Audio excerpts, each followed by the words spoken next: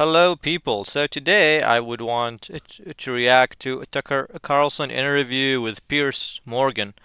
Now, about the first 20 minutes and 21 minutes and 20 seconds is just a monologue. So I'm start just at the start where the interview starts with Piers Morgan.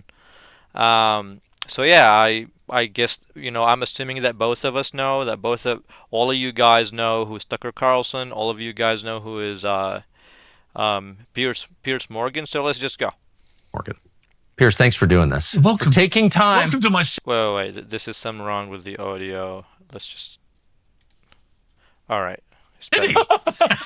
Which I've been so mean to, including in a conversation with you last winter in the Middle East. I'm attacking Great Britain, and I just want to apologize and tell you the truth about how I feel, which is I think that English culture and civilization is the highest level ever achieved by man in history. I really believe that. Everything about it. Just what I say. This is so much glazing. There's so much glaze in there. It's so weird. It's religion, it's language, it's literature. American society has never produced literature, I'm embarrassed to say, like what the Brits produced. And so it was out of sadness and frustration and a sense of connection to your civilization that I went on the rant about how much I hate it. But it was hate born of frustrated love and concern. I'm just amazed you're here alive. I didn't think you get Well, they're here. so passive now, and everyone's like bisexual. What are they going to do to me? Nothing. But I just want to add, and I know you love it. You're a product of it. What is it? How would you describe English culture? I would say it's not as bad as many Americans think it is, and it's not as good as many people here when they launch impassioned defenses of our country and our culture and the way things have gone would like to pretend it is. It's kind of somewhere in the middle. There's definitely been a significant change in the fabric of the country, in the makeup of the country, in the types of people who've come here, the volume of people who've come here.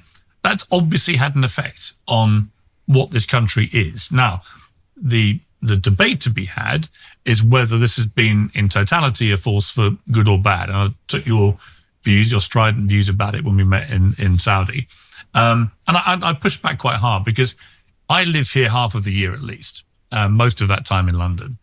It's always been a very multicultural city. There's no doubt about that.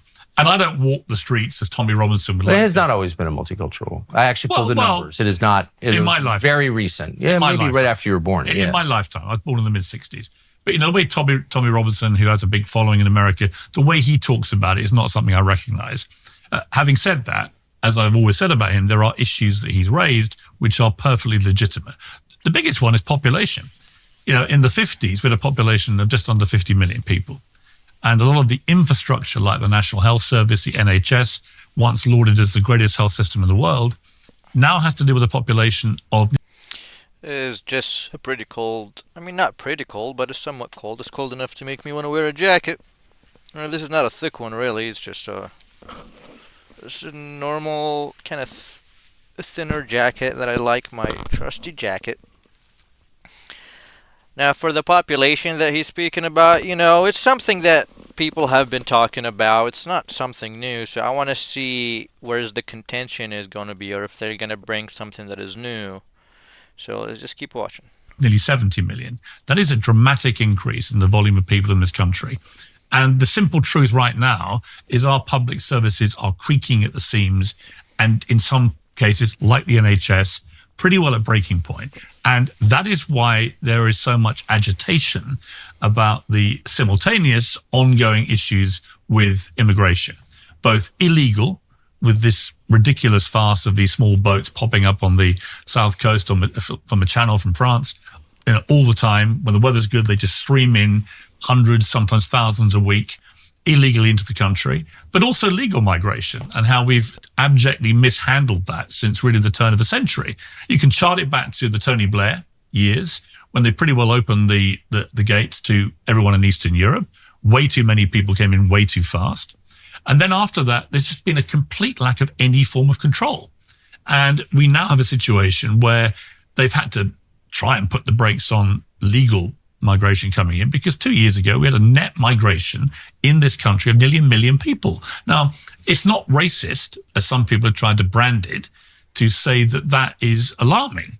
a country like ours, if you don't have an effective border, if you have 50, 60,000 people a year coming in as they are illegally on these boats, and then you have a net migration of legal migrants coming in of nearly 1 million people, the already crumbling infrastructure is going to come under, obviously, enormously higher pressure. So it's been a series of governments, left and right, I have to say, starting with the Blair government, with what they did with Eastern Europe, and then coming forward to successive Conservative governments, and now the current Labour government, all of whom, in my opinion, have handled this so badly that inevitably we now have a lot of people in the country going, what the hell is going on? I wonder, though, I mean, everything you said is so clearly true, and it was Tony Blair, really the lowest, probably tied with Boris, but really one of the worst prime ministers, leaders of any country ever.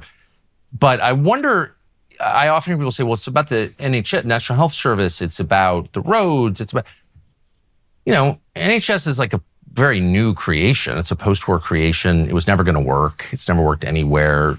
The Brits were so kind of pathetically proud of it, but it was the whole thing. It did work. But for a time, there was work for a time. By the way, if you walk out of here and you fall over and you break your leg, you'll get treatment quickly. That's great, but the health outcomes were never better than the United States. It didn't actually work. But whatever, you could argue, but that's the cost of it. But what's so sad is that for your whole life, you've been told that what is Britain? What is this project about? It's about.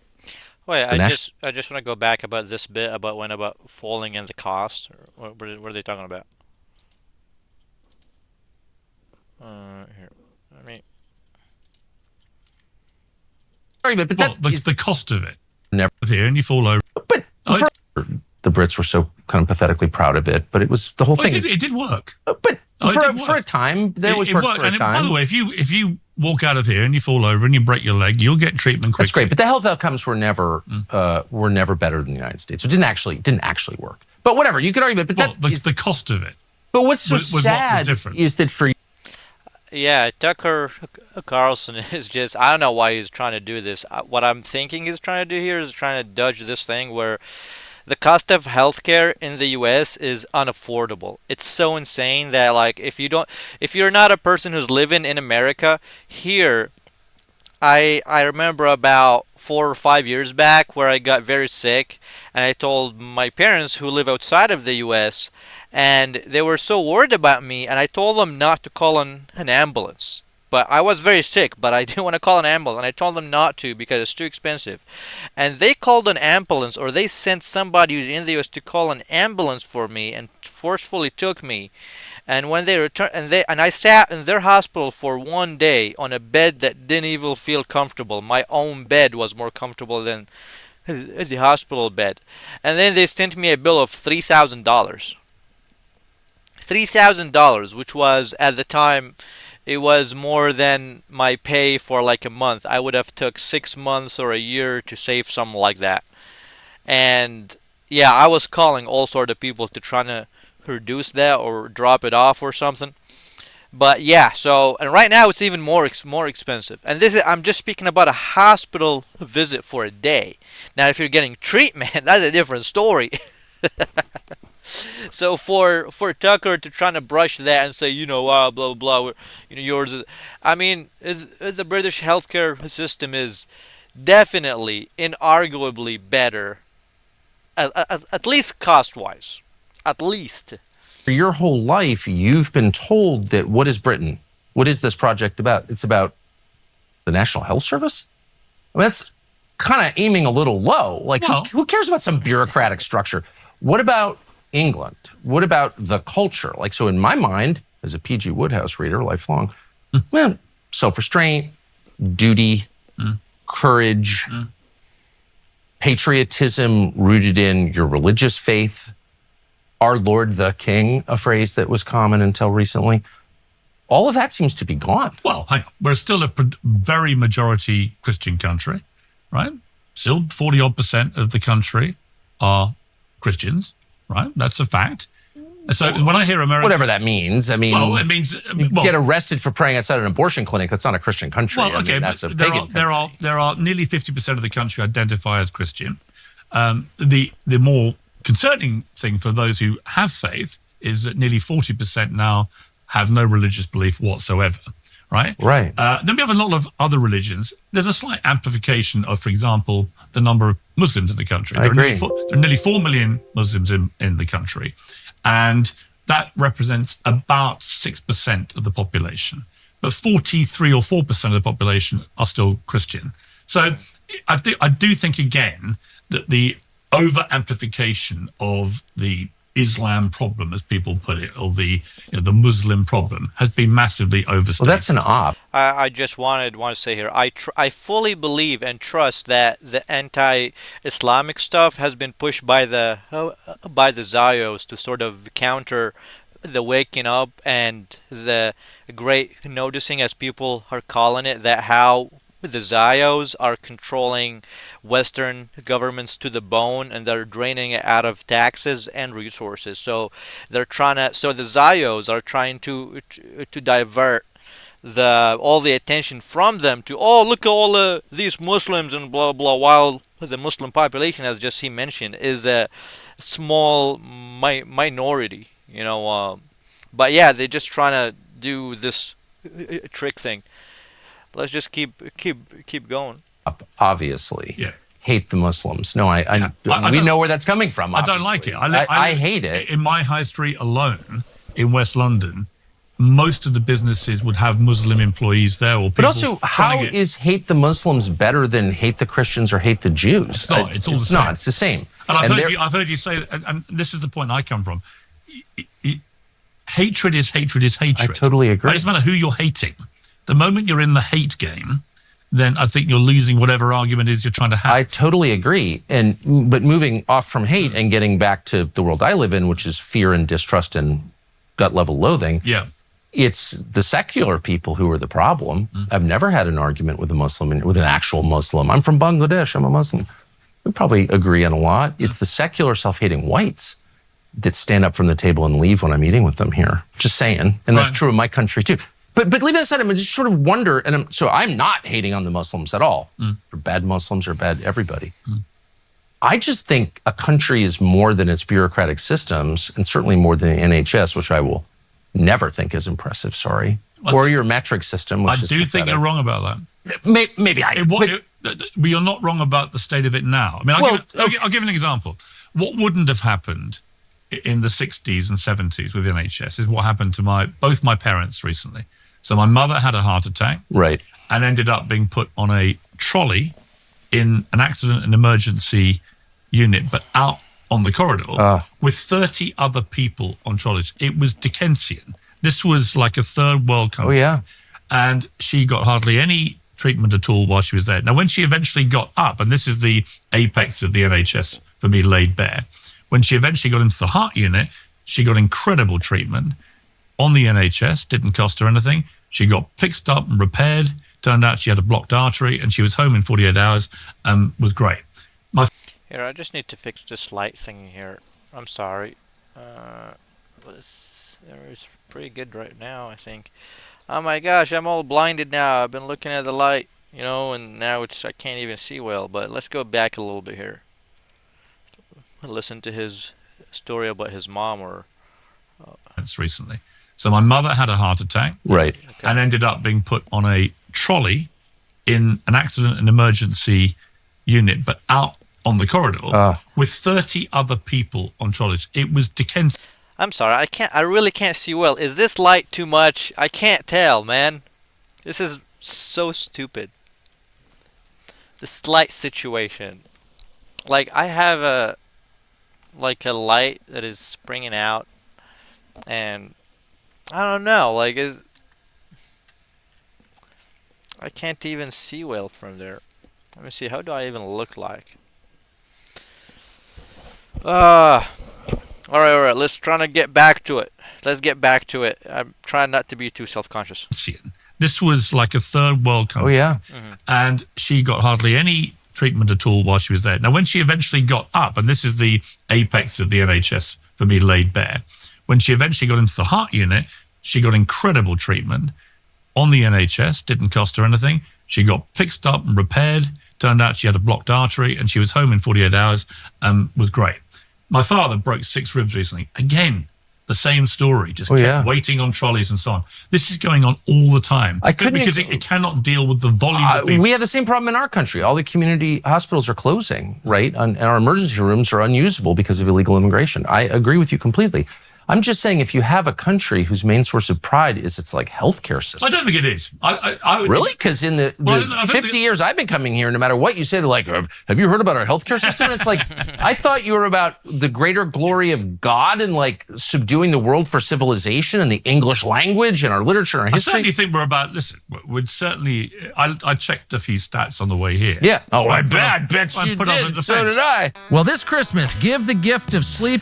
I think it's like, so this is a funny part where I feel like Tucker Carlson finds a lot of people who keep talking to him about healthcare, because the healthcare in America sucks so hard. Okay, so you can say wherever you want to say, as an American person. When you go overseas, everybody's gonna be like, well, you don't have good healthcare. This is a very common line to be used against Americans. And I'm surprised that actually Tucker is not talking about that. I think he will lose audience by this. I mean, let me just have a pick at the comments. Pierce basically said his country should be racially replaced for better restaurants. What is that? Wait, best interview you have done. It's like manifestation of every single person who's ever tried to talk sense with brainwashed relatives. Huh. Okay, let's just continue. Let's see With where that 8 comes. sleep. Everybody needs good rest for most of their days, but $700 off. There's a reason. For example, we example. back way above our strength in things like music. Okay, of the 8 biggest selling artists in music history, I think I'm right in saying that 5 of them have come from I believe the that. UK. From Yeah. the Beatles to Elton John. They're very musical people, Right. as we often say. We're a The very Brits. artistic people. We're a very scientific people. Yes. We lead the world, actually. A lot of our universities are in the top We're very colonial people. 10 in the world. So comparative to our size, We have caused Zionism, and we gave those people a right to commit some war crimes, and we funded them and we allowed them to control our government. Are you kidding me? Being the British at the moment is mostly a joke, coming from a person who is an American. I mean, I'm not going too much into it. Let's just keep going. which is about a sixth of the size of the United States, maybe between maybe fifth and sixth. But comparative to our size, we continue in many areas to bat above our population strength. The Brits in the Middle East, in Dubai specifically, are like one of the engines of the economy. Right. They're amazing people. I'm actually one of them, Right. half. So I agree. You'll never get me to say the Brits aren't unusual. But the qualities you cited, funny enough, that does resonate with me. We have lost a lot of the qualities, I think, collectively as a country, which did make this country great. And That's what I'm saying. yeah, but I agree. I agree with you about that, because I do think that it's become a bad thing to be patriotic about our country. There's a huge war about waving the Union Jack flag. I never see that war raging in the same way in America, right? There's a lot of pride. I mean, I'm not giving an example. But it will. That's why I'm doing this interview. Well, it may well, yeah. It was very interesting when I did Celebrity Apprentice. That's where I met Donald Trump. And this was back in 2000. I'm sorry for stopping too much, but well, when you if you're in America or you're in the West in general, when you cannot afford a house and you cannot afford to get married and you cannot afford to have anything, it's natural that you feel some negative feelings that is associated with the symbolism that you have grew up to feel like it symbolizes glory and all these good things. But when you're being shown these symbols and you're being stripped out of your rights, right and left, I mean, it is very expected that people would start to associate these symbols with some bad. Because, as a Gen Z, we have got nothing but, just being stepped over and over, not being able to save, not being able to get money, not being able to rise above, and being told that we are bad, that we're the ones who caused, that we're not working hard enough. Being single, it's just stepped on over. It's consecutively. And so, well, of course, people are not going to be feeling as much pride because they feel like a bunch of losers, and they feel like that the state is really, just like shooting them down constantly. So I just wanted to mention that. The name and the organization that I raised money for, because it was a charitable thing, you had to have a charity, was the Intrepid Fallen Heroes Fund, and they had a base down in San Antonio. So I went down there, and I remember distinctly coming off the plane and seeing a load of people with flags, and I couldn't work out what was happening. I knew it wasn't for me, American flags. And it turned out that they were there greeting every single serviceman and woman who came off the planes from whichever war zone they come from, because there was a big center there, a lot of military service people living in San Antonio, a lot of them also being treated for serious injuries and so on. And they were just applauding and thanking them for their service as they came off these planes. You'd never see that anywhere in the UK. It just doesn't exist as a concept to do that. I was very struck by that. And, I do think America generally is a lot more proudly patriotic than we've become. We've become almost ashamed of being British in a way that I don't like. I think we should be prouder of ourselves and prouder of what we've achieved and prouder of what we could be. But one of the reasons why people don't feel that pride, I think, is because we've had a succession of what I would say are pretty hopeless politicians Well, maybe who you have dragged us into a place where people don't like it. I get it, but maybe you got those politicians because the people hate themselves. I don't think we hate ourselves. We're just, I think we've had a shockingly mediocre tier of politicians. But I mean, the sort of increase in British masochism, which has famously been part of your sexual retinue for centuries, gain me more. No, that's just true, as you well Come on, know. I don't know a you Brit. Americans love a bit of spanking. Totally Come on, you know you do. No, not in the boarding school way. But anyway, whatever. The point is, that has increased dramatically since the Second World War. And I have done a couple segments on the Second World War that have been very kind of shallow and not even really talking about the details or whatever. You're a Holocaust denier. Obviously, I'm not. Whatever that means. Hitler killed a ton of Jews. That's terrible. So that's been a diversion, really, that specific conversation, from a much more important, broader conversation about what that war did to the West. And I think it's totally objectively fair to say the West, specifically by which I mean your country, which is really the seat of the West, has been in decline since the war. So, what is that? Do you know? I mean, I wouldn't say it's been in decline since the war. There was a lot of recovery after the war. It was a devastating war. I mean, one of the most extraordinary aspects of that war is that Winston Churchill, who many people here to this day believe pretty well single-handedly rallied the morale of the people here to help us defeat the Nazis, albeit with obviously America's help, that he, in the end, at the end of the war, he got thrown out of office because so many people came back to a really bad lifestyle, a lot of impoverishment, a lot of homelessness and so on. Well, maybe were there other reasons? No, that was why they took it out. Did Germany attack you first? Is that what happened? What do you mean? Did Germany attack Britain? Is that how you got into a war with Germany? Germany attacked Poland. Oh, but not the UK. No. Oh, okay. Because that detail does get lost. They wanted. So you voluntarily joined the war. Yes. Okay, right. I'm not defending Hitler, of course, but it's just a fact that you weren't attacked. So when you say that Churchill saved Britain, well, Britain got into the war voluntarily. Well, not voluntarily. One of our neighbouring European countries was attacked, and it was quite clear that Adolf Hitler and the Nazis wanted to take over Europe. This was an existential threat to Europe and therefore to the UK. So you're arguing that he would have come for the UK? 100%. Even though I think it's very naive to your politicians and there's not one person who was saying that in 1939-40. Well, no, Neville Chamberlain wasn't, because he totally misread what was going on. Winston Churchill completely read correctly what was going on and came out of the wilderness to actually come and save us. I think without him... you signed a treaty with Poland that locked you into a course of action that destroyed your country. I'm just saying. You don't honestly think the Nazis would have stopped at Poland? I have no idea. I'm just saying... Yes, you do, Duncan. Come on. I'm just going by what contemporaneous sources said. I have no idea. Hitler invaded Russia, so obviously that's deranged and incredibly destructive. So I don't know is the truth. He was focused on communism. No one doubts that. This was not a communist country. But I'm just saying Britain voluntarily joined the war. It was a war that you were not involved in and you got in.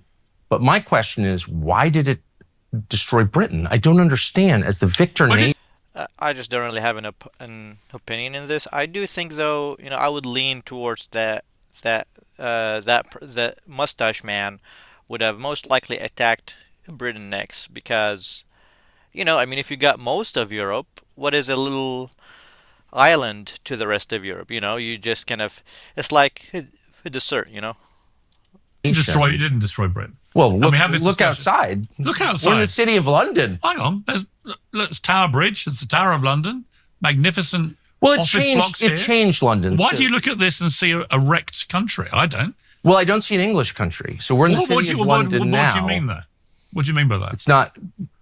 Well, people whose ancestors built Stonehenge are not here anymore. So the city of London is 36% white, and that's happened in the last, 40 years. But England. Okay, so Tucker is really leaning into the race thing, into the ethnic thing going on. So he's saying, "Oh, it's not white anymore. It's not mostly white." I don't know about that. I think Britain's is predominantly white. I don't know what he's talking about, but I don't know if he actually do believe that or he just stoking fears or what have you. I'm not sure what's going on in Tucker's head, but I think it's sinister. England is about 70% white. England. Yes. Okay. Well, it was London's the capital it was 99% in 1945. Okay, so we've evolved. But you're on the way to becoming the minority in the country. So no one wants to say that. I think you can get arrested for saying that here. Well, no, That's not white supremacy. This is the indigenous population of the country. Well, it's a statistical fact that I think by 2100, we will be a minority white country. 2063 as of today. Well, I've read a bit later. But these are dynamic numbers, so they change. Yeah, but here's my question for you. So what? Well, let me refer to the beginning of our conversation when you said that the people who live in a country define the character of that country. And then you said, yes, all the things for which we were famous and in which we had pride, like our stoicism, our concern for others, our tidiness, the cleanest country in the world. Now it's pretty filthy. All those things change when you get new people moving there. You said that. I mean, you're the racist, not me. So I'm just using the parameters that you set. I did not say that was down to you didn't say non-white people coming to the country. Well, that's who lived here. I don't believe that. No, but that's what you said. I said there was creaking pressure on public services No. coming from the increased population. You also maybe foolishly admitted the truth. You could get arrested for this, so I know the stakes are high. But you said that when the people who live in a country change, so does the culture, which is like the most obvious. It's like when it rains out, it gets wet. That's not a controversial observation, but it's illegal here because it is true. And my only point is not against, I've already said, I like the Bangladeshis better than I like the liberal whites in your country. A lot more. They've never yelled at me. I'm not attacking them. I'm just saying the things that made Britain, England. Is there still an England? I have no idea. Those are going away because there are different people living here. And if you think that those are good things in the same way that the Swedes or the Chinese or the people in Burundi and Chad, they like their culture. It's their ancestors' culture. And now it's gone. And why can't we say that's bad? Well, because you may think it's bad. It's good? I love living in a very multicultural But you're rich. I mean, you're rich. And you go to the white parts.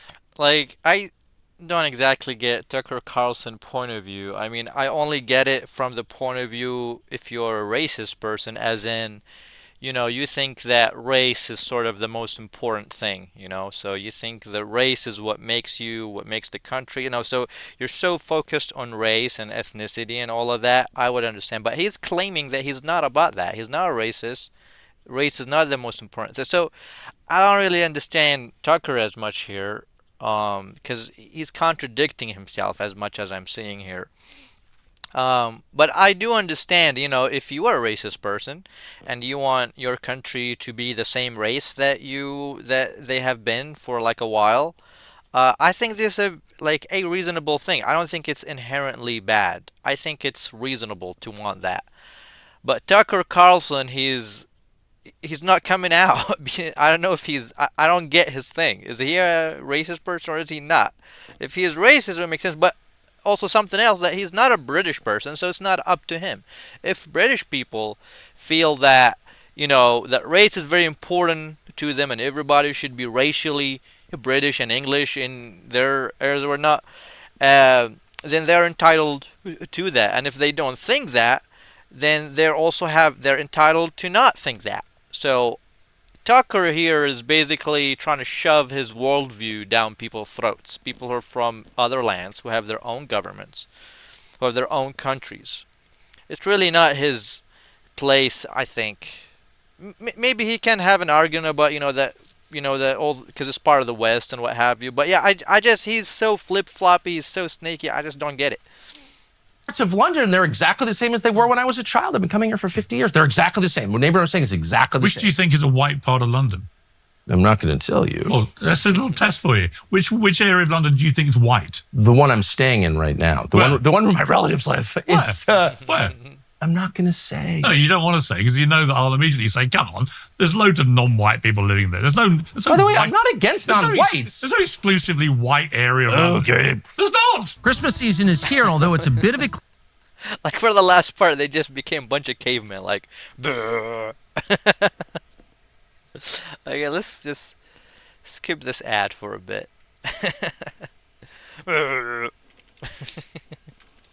I know it's a stupid humor, but I found that funny. this Christmas. I am not now, nor have I ever been. And let me just restate, I think I have a lot more in common with the Pakistani cab driver than I do with the average Okay. Guardian staffer. Who's Okay, wait. If you do, then why are you saying all of these stuff that, are like, Britain is, its race has been, the other stuff. It's just contradiction. You can't be both, Tucker. If you like them more, then what's wrong with bringing more people from that, If you like him so much. He's inconsistent as heck. He's like, I think I might, listening to Tucker would make me like, it's schizophrenic maybe, I just don't get it. Like, it's clear contradiction in his rhetoric, white. I But just want to be you're clear. inferring that the more No, I'm not multicultural- inferring anything. Well, you're referring to the more multicultural that Britain has become in terms of other ethnicities coming to live here, then the worse it's got. And I'm saying those No, two things, I'm saying the in less- my view, are not automatically linked. And I agree. There are lots of white people who behave very badly in this country. Well, I've met them, Right. and they yell at me. So Right. yes, I just for the fifth time, I have more in common with the sincerely religious Pakistani cab driver than I do with anyone who works at the Times of London. That is just a fact. I don't like those people. I don't want to eat with them, and they're white. So all true. All I'm saying is the qualities that made Britain the greatest country in the world were linked directly to the people who live here. And so, of course, by definition, multicultural means less of some cultures because there's dilution of the dominant culture. And you've conceded that there are already. lots of people who are non-white, who've been born and raised in this country, who've contributed brilliantly I would never to deny the success of this country, who've risen to the top positions in top industries, whether it's music. So or defensive. arts. I'm not No, I am attacking the defensive. non-whites. I am, well, in a because way, you're worried about getting arrested. I get it. And I'm by not the way, worried about being arrested. when they rush I'm in not the worried- door with no guns, little Well, they might bobbies if with their They sticks, might if they know you're here. probably. I'm not worried about I got being hassled at arrested. your airport again. And Really? yeah, always. Well, for being Tucker Carlson. We don't know. It's just it's the AI, I guess. But No, wait, I love that. What happened to you? it's like, go see the attendant. And by the way, the attendant was some Pakistani woman who's like, oh, we're so glad you're here. Which I don't think I would have gotten from the liberal white lady. So again, once again, I'm not attacking anyone on the basis of their race. But you're saying or that our their culture religion. has changed because we've had other cultures come here. Is Well, that I'm- your position? Well, it's not my position. It's a fact. And you just said at the beginning. I think our, So it's better. So what about British culture didn't you like and has been improved by new cultures? Oh, well, Tell me, what didn't you like before? What are you glad is gone from the Britain you grew up in? Let me tell you, if you came to London in the 50s and 60s, the food was crap. Absolute crap. Well, it was that way in the 80s when I was Inedible. here. Right.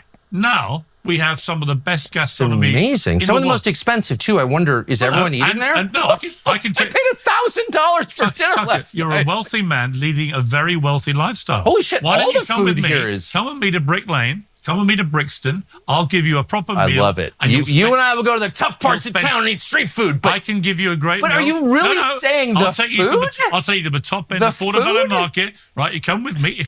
He's just being so childish. I'm talking about Tucker, like the food, the healthcare. That's like the kind of argument that I'm having with my cousin at when we were 15. he has such a childish attitude. I'm not saying he's wrong necessarily, but it's just his mannerisms. Really No, saying I'll the take you to food? I'll take you to Look the at top his of the face. Portobello Food? Market. Right, you come with. His face, like the food. I don't want to act it too much. I feel childish myself acting like him. Why does he act like that? Isn't he like a grown man? Me, if you want to risk death walking up to Portobello Market, I'll take you and give you some street food, and you'll spend I've been to £10. Portobello Market, and by the way, did you go just, to in, the just food in court? point of fact, I'm quite popular there. I will say that. In So Notting Hill? I feel no fear at all. In Notting Hill? Yeah, I will Really? eat. Oh man, I would have thought they're so liberal there. don't even get me going. Even I get a hard time up there. I think they secretly love me because they know that they've been naughty. But whatever, my theories aside, here's my point. What about British culture, apart from the boiled menu, which was repulsive, do you think, but the national character, and let me say it again, tidiness, self-restraint, Yeah. selflessness, Yeah. courage, fairness. Yeah. These things so far exist in so many other cultures in so many other places. These exact same things: courage, fairness, tidiness. Man, I was raised with these things, and like in America, you would have people who are from many cultures, and many people get raised with these things, and they're not white, they're not British or anything. I don't know what Tucker's point is here.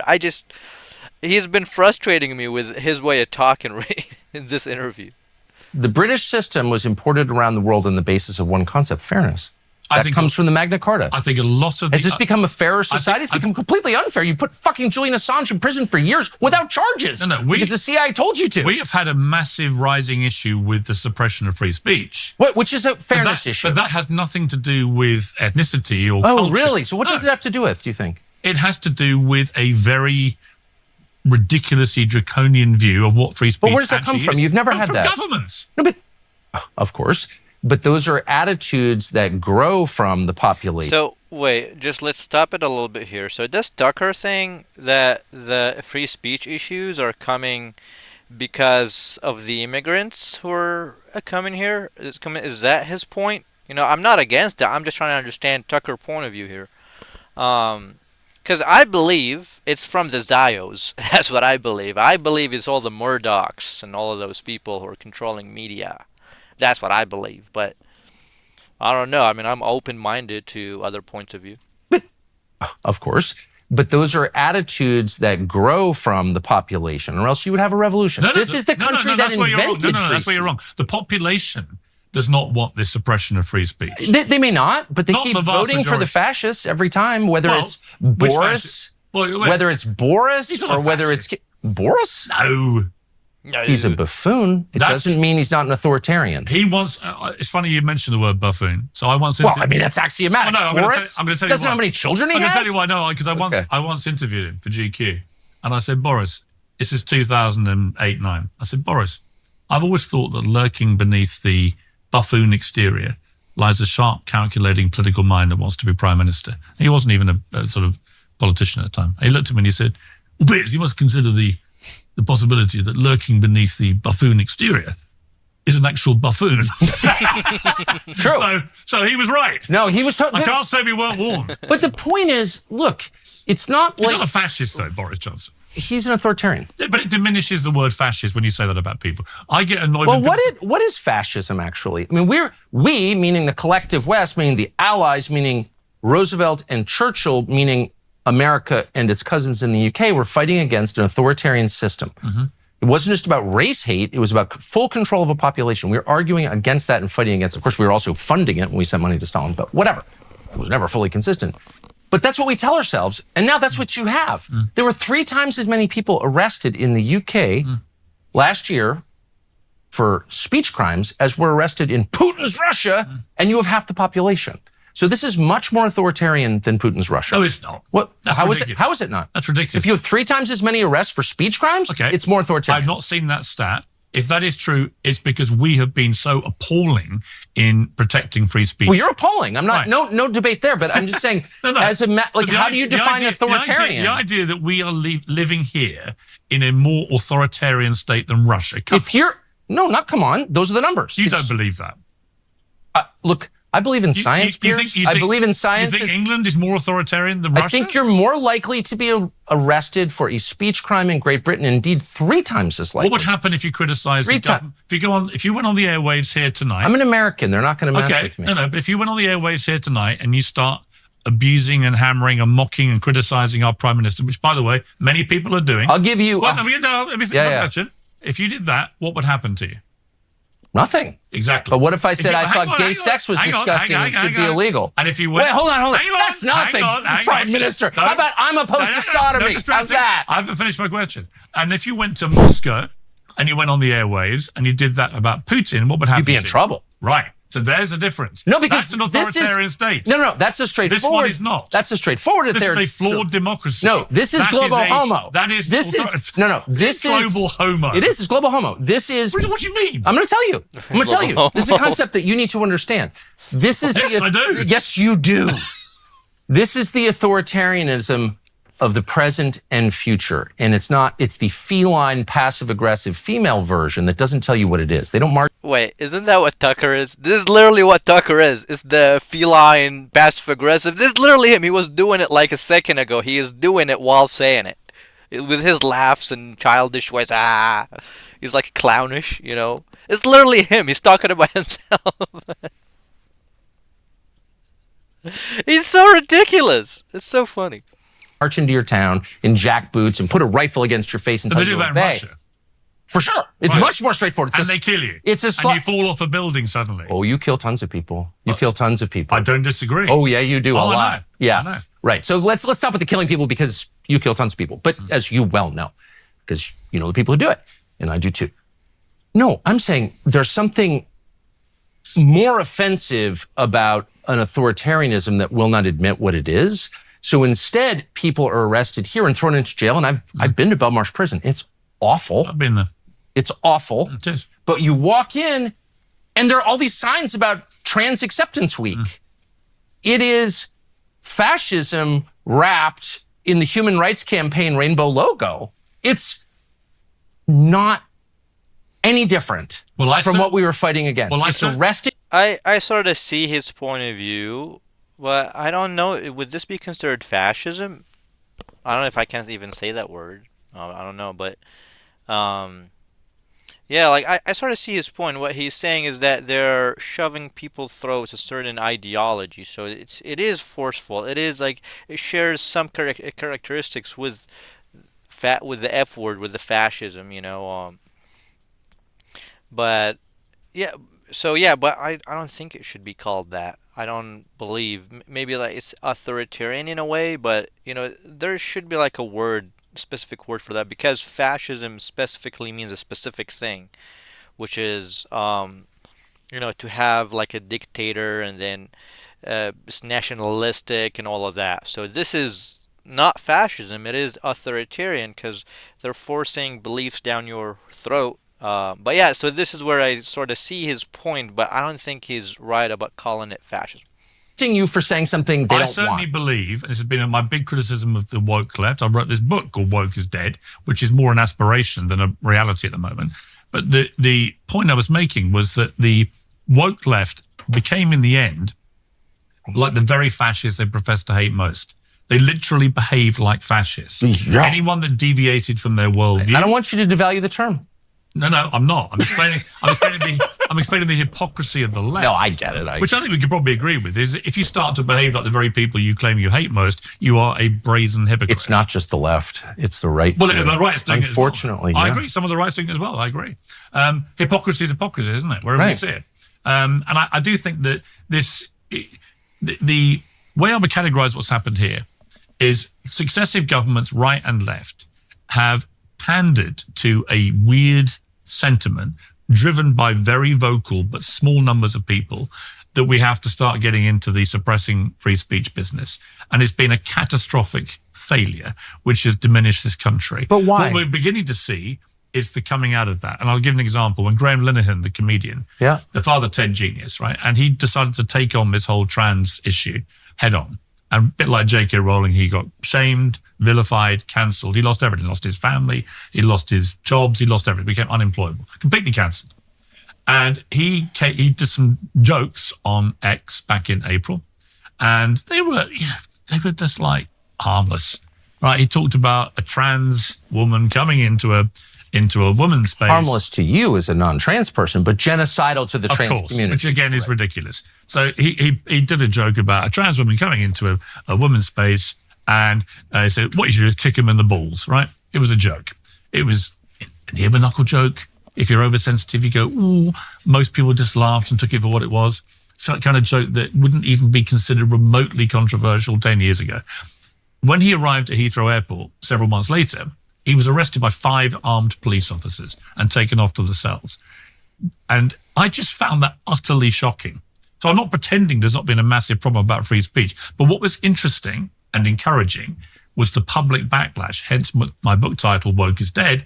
The public backlash was so ferocious that within a week, the police said, we're not going to prosecute Linehan. And actually, they said further, we're never going to prosecute anyone for this kind of thing again. That was a moment when I went... Here, let me try to hear that again, because I feel like I missed something. It's just like harmless, right? He talked about a trans woman coming into a woman's space. Harmless to you as a non-trans person, but genocidal to the trans community. Which again is ridiculous. So he did a joke about a trans woman coming into a woman's space, and he said, "What you should do is kick him in the balls," right? It was a joke.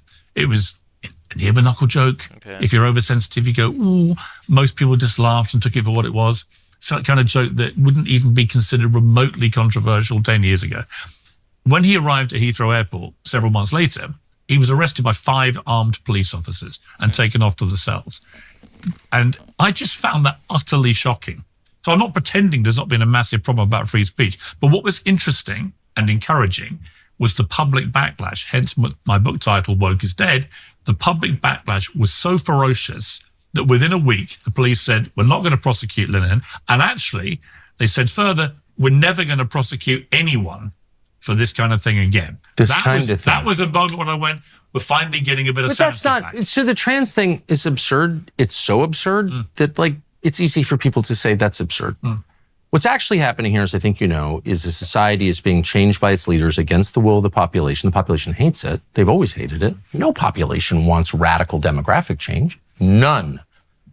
And so it's been so profound since 1997 under Tony Blair that you're not allowed to note that your country is being taken from you, okay? So you can criticize trannies all you want. You cannot criticize Israel, as you know. You're not allowed to criticize demographic change, and you can't criticize the rest of the fabled LGBT community. And if you don't believe me, listen to this story, which is it's unbelievable. This is from the Daily Mail, which is kind of a ridiculous publication, but I love the Daily Mail. I do too. There's a lot about it I like, but it's absurd. But anyway, Elizabeth Kinney from Tranmere. Have you read about this? Go on. She's a mother of 4. I think she's a nurse, and she gets beaten up by her boyfriend. He beats her up. She goes to the hospital, and she texts someone, a buddy of hers, a friend of hers, a girlfriend of hers, and describes the man who beat her up and sent her to the hospital as a, quote, faggot. The faggot. And she's arrested and convicted of a hate crime. The guy who beat her up is not arrested or convicted. And then she goes through this whole kabuki, which is now required, where she prostrates herself before the judge. I'm sorry, it was not a homophobic rant. By the way, you're allowed to be homophobic if you want in a free country. You can have any view you want. But no, because she used the word faggot, she's arrested, and the guy who punched her in the face was not. That story tells you everything. Well, I don't know that story. If it's exactly... Daily Mail, baby. Okay. Pictures of her and everything. I'm not doubting it. I'm just saying I need to look into it. But if that is how you've told it, obviously it's ridiculous. Would you say the word faggot on camera? No. Why?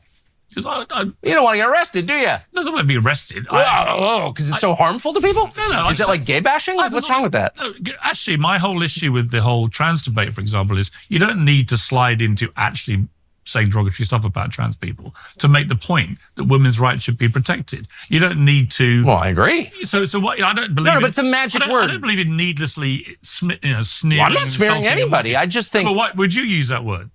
Faggot? Yeah. I just did. Yeah, but would you faggot, use it? Faggot. Okay, but why? And I'm using it because you're not allowed to, because you're... I'm allowed to. Go ahead. I don't want to. Say, I love gay people. Faggot. I'm allowed to. I just choose not to. This chick just got arrested for it and convicted. Right. So that doesn't have a chilling effect on your ability to. There are people watching this who will be offended by the use of the word I'm sure they chick. will. I'm not No, anti-gay. I never use- have been. no, I can use any freaking word I Offended want. by the use of the word chick. Check.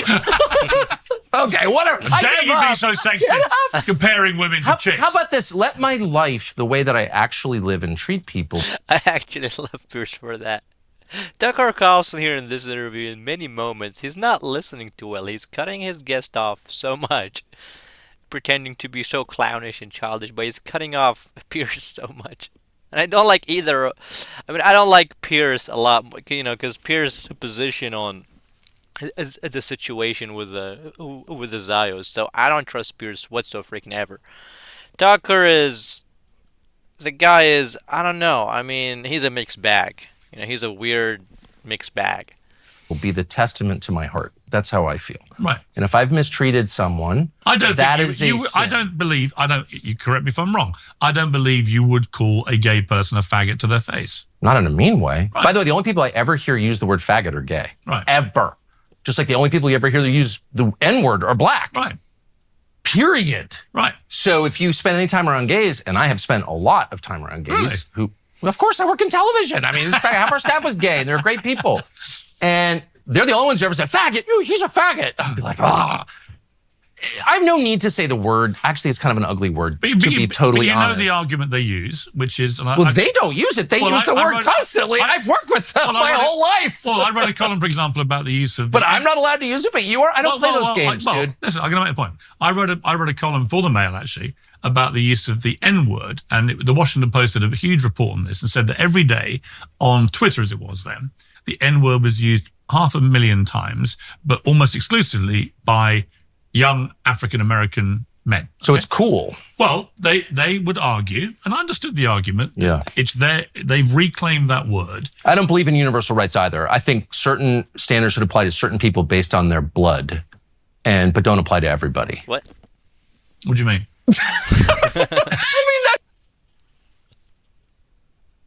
That cut me off guard. It should be applied to them based on blood. Okay, Tucker. That's what you're saying, No, dude. I'm not, no, you are. The standards have to be absolute, or they're not standard. I was about to make my argument that I made in the Sorry, column. you're getting me so wound up. No, but I actually made the point in the column that I don't think that works. I don't think you reclaim it. What you actually do is you empower genuine racists to say, well, if they're using that word, I'm going to use it. And so I felt it was an entirely self-defeating reclamation of that offensive word. I would say the same to gay people. If you constantly use the F word in your own... What's the F word? Well, you know what? We've just been saying it. If you want to keep Fuck. saying it, you keep saying it. I'm not going to keep saying It's worse than fuck, isn't it? it. To a gay person, from a straight person, yes. From a straight person, but not from the gay person? That's my point. I don't... So I thought I understand the reclamation argument that they put up. That if they reclamation, that they're reclaiming the word and they're disempowering it. It's fine. As an offensive I don't care. slur. I think that's kind of amusing, actually. I just don't think it works. I think the more these words get used, then the more. But is it really about words? I guess that's kind of what I'm saying. Because I think it empowers people who are genuinely racist or homophobic to then use those words. Okay, they're genuinely racist and homophobic. I don't care. Why don't you pick up the trash? Okay, that's kind of how I feel, and stop letting people from countries where they can't speak English come to your country by the millions. Like, don't the material things matter? Don't the actual things matter? Your father lying on a cot in a public hospital? I do think that people, when they come to a country, should try and learn the language. Of course, but what? I'm not attacking anybody. I'm just saying the whole debate about what words are allowed and by whom is, first of all, insane because, again, standards mean nothing unless they apply to everyone because we believe in human rights, not group rights or ethnic rights. We're against that because we're against the Nazis, right? So there's that. But it's also a distraction from what actually matters. If your dad is spending hours, I'm sure he was a Briton, he spent his whole life here paying taxes, and that's what he gets. It's like we should be having completely unacceptable. But it is acceptable. That's the problem. So they're arguing about the F word as. So I'm not sure. I don't think I can say this word on YouTube. I don't know. I'm sort of on the line in this topic. Like, I'm not sure if it's a good thing or not to be able to say it. Yeah, I don't know. I have almost no opinion on that. I would have to think about that so I would have to spend a lot of time thinking about it to sort of have an opinion of my own whether that people should be using that word or not, or should it be legal, or should they get legally punished for using it or not. Instead, we're arresting that girl for saying faggot. Well, the two things, or as we say here, the F word. Yeah. No, like I said, I don't know that story. I'll look into it, but I do. If that Does is, she look like a faggot user to you? She looks too nice. Come on, sorry. behave yourself. No, I can't. I know you can't. They're making me want to say that because it's so outrageous that you would arrest someone for a word. I agree. And like we actually have to put ourselves at risk to stop. I agree. Yeah. I agree with you. Well, then help me now. Let's have a moment of self-liberation. I think you're beyond help. Hold my hand. We're gonna say faggot together. You ready? No, we're not. Do you say gay and retard? Huh? Do you say gay and retard? I say gay. I wouldn't use the R word. I wouldn't. I personally wouldn't. Are you? My choice. By do the you way, think it should be legal to abort a Down syndrome baby? I am exercising my free speech right not to use that word. I totally agree. I actually don't use the N word ever because I think it's ugly. I just don't so like. by your own petard, you're being. I kind of agree. I'm mostly making fun to make a point. I actually think that we should not kill people because they have Down syndrome. I think they're beautiful people, and I think when you get to heaven, it'll probably be filled with people with Down syndrome because they are pure in spirit. And I'm not joking even a tiny bit. I really believe that. But people who think it's okay to genocide everyone with Down syndrome through that alpha-fetoprotein test are lecturing me because I'm using the word retard. It's like, maybe we're missing the real argument. That's all I'm saying. Does that make sense? It does, although I'm pro a woman's right to choose what to do with her body. Including and bear in mind that aborting someone because he's retarded? In this country, to be clear, abortion's a very settled issue. George Galloway doesn't believe in it. Well, no, but honestly, it's not a contentious issue. In America, I know, in America, it's a ferociously contentious issue. It is simply not one in this country. Well, maybe that's part of the problem. At all. I don't think it's a problem at all. Who's having the abortions here?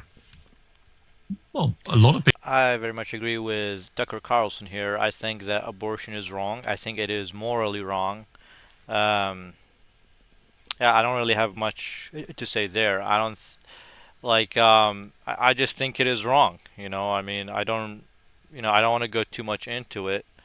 But I feel it does something to the soul. I feel it does something to your mental health. I feel it does something to a society. If you don't believe in God, you don't believe in any of these things, I believe it affects humanity psychologically negatively. That's what I believe, at least from the scientific point of view. From the material point of view. Now, from spiritual point of view, if you believe in any sort of theology, then this is not good from a spiritual point of view either. This is what I believe. So I stand with Tucker on this one. People have abortions here. Right. It's pretty overwhelmingly, though, people whose grandparents lived here. Have you ever noticed that? Whose people? Who what? It's the native population having the abortions. It's not immigrants not having a ton of abortions. And if you look at the numbers... I don't know the demographic. But that's true everywhere. And just a deeper issue. So, what is the loss of the will to live? Why, if you're not having, you're a huge... It's so funny if Tucker says that. What was the cause of loss of will to live? Well, for one thing, Zios, APAC, those people, your dollar is not worth anything. You can't afford anything. You can't afford to live. You cannot be happy. You're a wage slave until the moment that you die. You're hated by everybody around the world. Your country is responsible for war crimes, for funding war crimes, it goes on and on, man. So, people are using drugs. Everybody's drugged now legally with these SSRIs, right? Just to function. That's how depressing society is in the West. And I have lived in other countries, and they might be poorer, but they're more vibrant, they're more lively, they're more spiritually connected, they're less overworked than how the West is. The West is just, beside the fact that having more money and material is screwed, man. We're cooked. And this guy, he's saying, what was the cause of the loss of will to live?